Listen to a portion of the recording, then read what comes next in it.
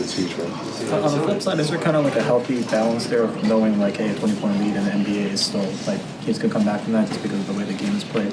We know that, but I feel like we kind of hold ourselves to a standard, and when we get a lead on people, we like to hang our hat on defense. So we'd like to be able to keep the defense going and sustain that lead. Speaking of, you closed this game out on back-to-back blocks. Do you guys believe that when you buckle down, I mean, no one can score on you, you can get those stops? Yeah, I think we have the talent.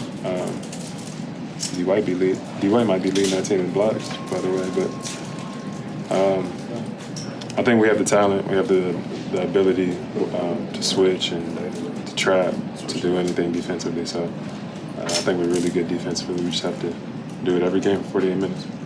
Through those years in Milwaukee, you played teams who are rising in the East that wanted what you have and are coming after you. Do you sense like the Pacers are kind of trying to come for what you have? Like it's in this, 5 meetings, all pretty competitive. I mean, a lot of trash talk. Do you sense that that's a team that you could see down the road and that they kind of want the status that you have? Can't really speak for them. You can tell that they're fighting for something. They're playing for something, and that's a sign of a really good team. Young or not, they play very, very hard. You can tell that they lock into each other, and the way that they compete together is really important. You can see it the way that they play. So that's really good, but I really couldn't tell you if they want something that we have. But being in that position for years of having the team, you're everyone's Super Bowl. It was like that in Milwaukee. It's like that here. How do you kind of approach that? Last night, the team plays well. Tonight, the team plays well. Like, how do you take that, knowing that everybody's taking their best shot? It has to be fun to play, or to be good, and know that everybody's going to come after you.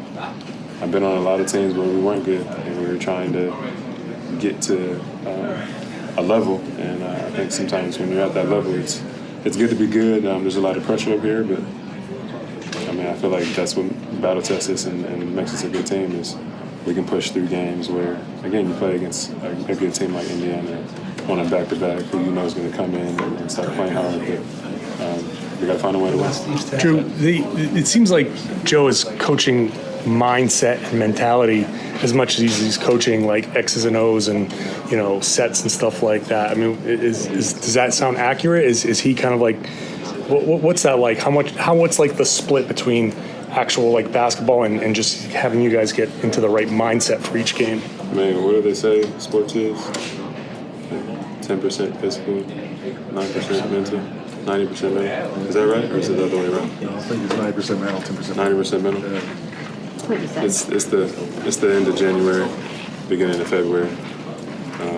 We know that teams are going to go through lows, or even mentally, physically, you can go through kind of like a stalemate. But mentally, you have to be able to prepare to come in every game and perform the way that you're supposed to. So he preaches a lot on mentality, being able to be strong mentally, because obviously down the road, when things get tough, you can always rely on him.